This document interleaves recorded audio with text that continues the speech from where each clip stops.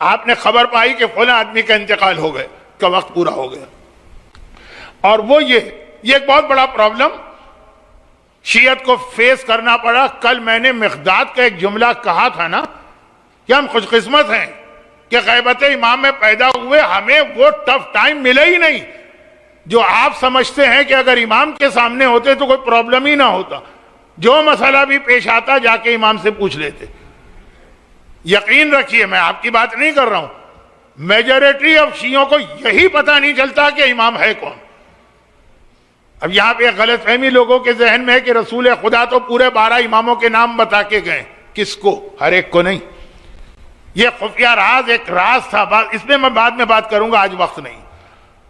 لیکن بہت ہی مشکل زمانہ ہوتا تھا وہ، ایک امام کے بعد دوسرے امام کو پہچاننا. لیکن پھر ایسے مومن بھی تھے. اچھا ایک ہی وقت میں اب آپ دیکھیے، ایک ہی وقت امام کا ایک حکم آ رہا، 2 صحابیوں نے سنا، ایک کا ریئیکشن کیا ہے، دوسرے کا ریئیکشن کیا. اور یہ بھی میں بتا دوں جس کا پازیٹیو ریئیکشن ہے وہ کوئی اتنے خاص یا مشہور صحابی نہیں تھے، اور جس کا نیگیٹو ریئیکشن ہے وہ اتنے اہم صحابی تھے کہ ایک پرابلم پیش آیا، پھر امام سے ہی کانٹیکٹ کیا گیا. وہ کیا؟ حسین ابن روح کا نام اس لیے ہر مومن جانتا ہے، مومنات کی بات میں نہیں کر رہا ہوں، مومن جانتا ہے کہ ان کا نام لے کر آج بھی زمانے کے امام کے لیے عریضہ بھیجا جاتا ہے. کراچی میں آج بھی نیٹی جیٹی کے اوپر عریضے ڈالے جاتے ہیں تو حسین ابن روح کا نام لیا جاتا، اور ہر جگہ ہوتا ہوگا. لکھنؤ سے میرے بزرگوں کا تعلق وہاں گومتی ندی ہے، شاید حیدرآباد میں کوئی موسیٰ ندی ہے، تو لاہور میں تو پہلے راوی تو شاید اب ختم ہو گیا. خلاصہ یہ ہے کہ وہ حسین ابن روح کا نام لے کر خدمت امام میں عریضہ بھیجا جاتا. امام زمانہ نے اپنی غیبت کے شروع میں سسٹم بنایا کہ ساری دنیا میں اپنا ایک نائب مقرر کرتے تھے نام لے کر.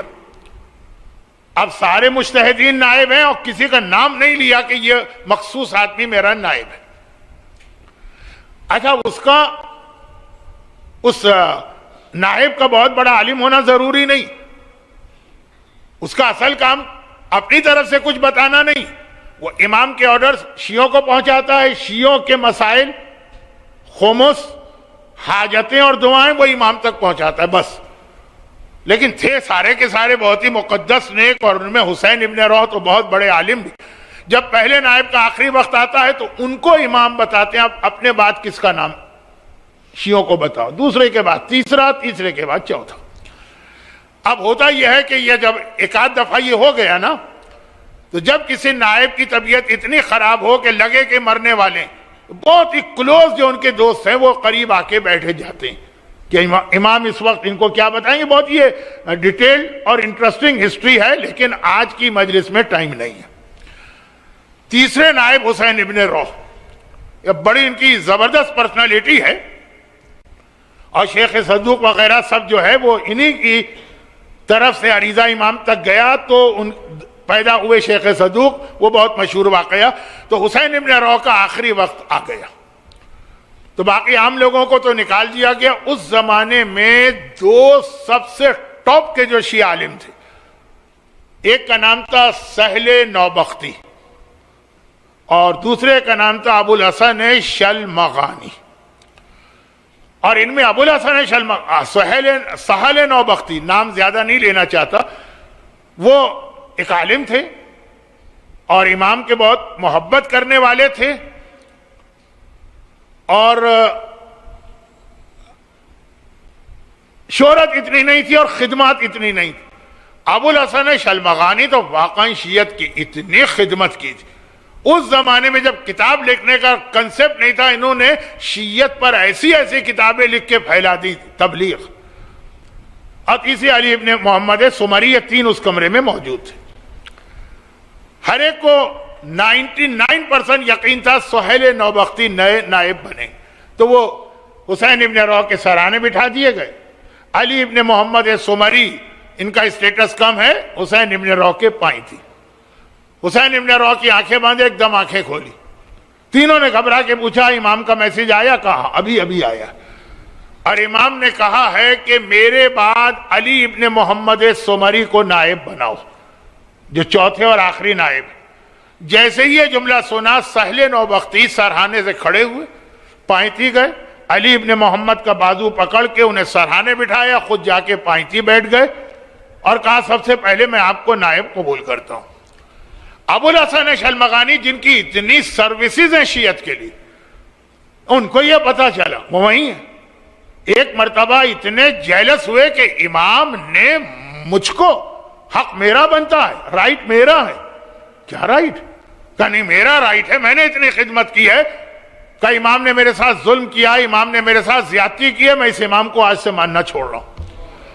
کل واقعہ آیا تھا شبس ابن ربی کا, وہ ڈیفرنٹ ہے, یہ ڈیفرنٹ. یہ جو میں نے اتنا بھی کہا کہ اس نے اوپنلی کہا, یہ اس کے الفاظ ایسے نہیں تھے لیکن اس کا مقصد یہ تھا. ہوا یہ کمرے سے نکلے, اس دن سے ابو الحسن شلمغانی نے امام زمانہ اور شیعت کی مخالفت شروع کی. سہل نوبختی سے لوگوں نے کہا کہ نمبر 1 پہ تو تم تھے اور امام نے تمہیں جو تھا وہ پیچھے دھکیل دیا, اس کو بنایا.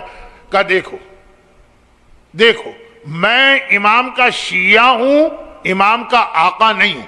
جو وہ کہیں گے مجھے ان کا حکم ماننا ہے, اپنا حکم ان پہ نہیں چلانا ہے.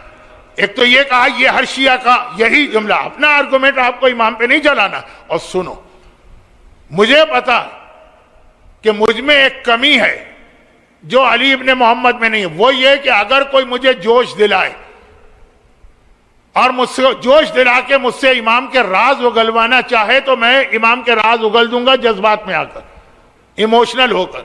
شیعت کا ایک بڑا مسئلہ, بعض مومن بڑے ایموشنل ہو جاتے ہیں, اور علی ابن محمد جو ہے وہ پتھر کی چٹان ہے, ذرا سا اس پہ فرق نہیں پڑے گا. میں ایک مثال دیتا ہوں. علامہ ذیشان حیدر جوازی صاحب کے بارے میں مجھے پرسنلی پتا, یہاں ٹورنٹو میں تو کئی سال آئے, خیر باب الحوائج اس وقت تک تو بنا ہی نہیں تھا. ابو ظہبی میں تھے, وہاں کی حکومت بہت زیادہ سینسیٹیو ہے علماء کے بارے میں, شیعہ علماء ان کے چاہنے والے تھے, بہت ہی جذباتی چاہنے والے, ان کے نام پہ جان دے دے. وہ سارے راز اس کے ذریعے سے حکومت معلوم کرتی تھی. کیسے؟ مجھے پتا چلا کہ آتا تھا کوئی آدمی, یعنی وہ اس طرح سی آئی ڈی کے لوگ تو سی آئی ڈی بن کے کوئی تھوڑی آتے.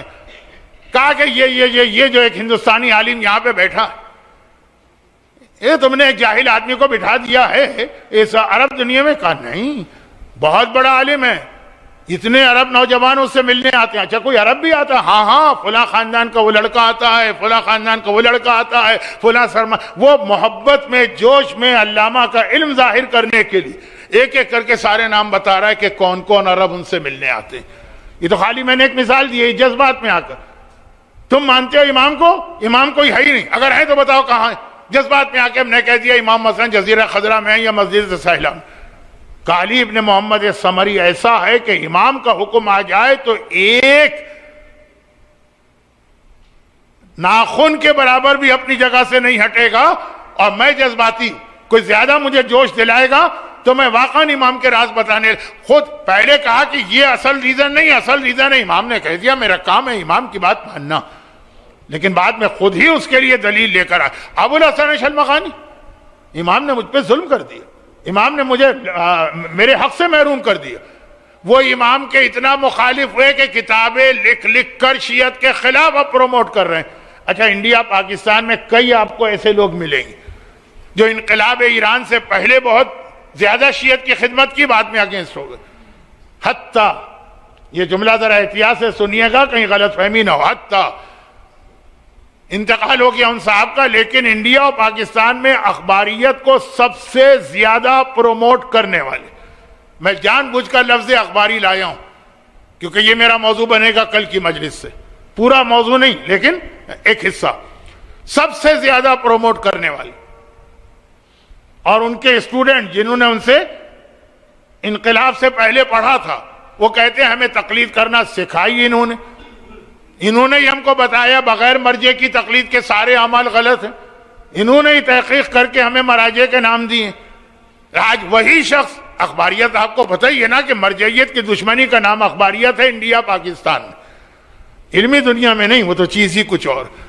تو اب مومنین کرام آج کے نہیں, ابو الحسن شلمغانی کنفیوز ہو گئے. یہ آدمی بہک گیا، یہ آدمی بگڑ گیا، امام سے کانٹیکٹ کیا. دیکھیں بہت ہی پریکٹیکل یہ مسئلہ ہے اور واقعہ کا. مولا ان کی بہت ساری کتابیں ہمارے پاس رکھی، حدیث کی کتابیں ہیں، مسائل کی کتابیں ہیں، ان کا کیا کریں؟ امام کا جواب آیا جس دن یہ بہکا ہے، یہ تاریخ، اس سے پہلے تک کی جتنی کتابیں ہیں وہ بالکل ٹھیک ہیں، اس وقت تک یہ بالکل سنسیئر تھا، وہ اپنے گھر میں رکھو اور اس پر عمل کرو. اور اس دن کے بعد کی جتنی کتابیں ہیں اب یہ بہک گیا اور پرپزلی اور انٹینشنلی غلط نظریات پھیلا رہا ہے، ان کتابوں کو چھوڑ دو. یہ نہیں کہا کہ اس کی ساری کتابیں چھوڑ دو، نہیں، سنسیئر تھا. تو ایک تو مثال ہوتی ہے کہ آدمی شروع دن سے ہی فراڈیا ہوتا. جو رسول خدا کے اطراف میں منافقین تھے وہ پہلے دن سے ہی منافق تھے. اور ایک وہ ہوتا ہے کہ نہیں بالکل سنسیئر ہے، بعد میں آ کے بہکا. یہ امام زمانہ کی غیبت کے شروع میں واقعہ پیش آ چکا.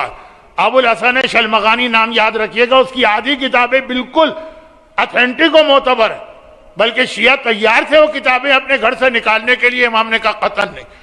جو اس نے حدیثیں میرے باپ 11ویں امام اور 10ویں امام سے سنی اور بالکل صحیح ہے، کہیں اور نہیں ملیں گی، اس کو رکھو اور اس تاریخ کے بعد کی کتاب اٹھا کے پھینکو. تو یہ سنسیئر لوگ جس طرح بہکتے ہیں نا، ایک بڑا پرابلم ہو جاتا ہے، اور اس زمانے میں ہوتا تھا.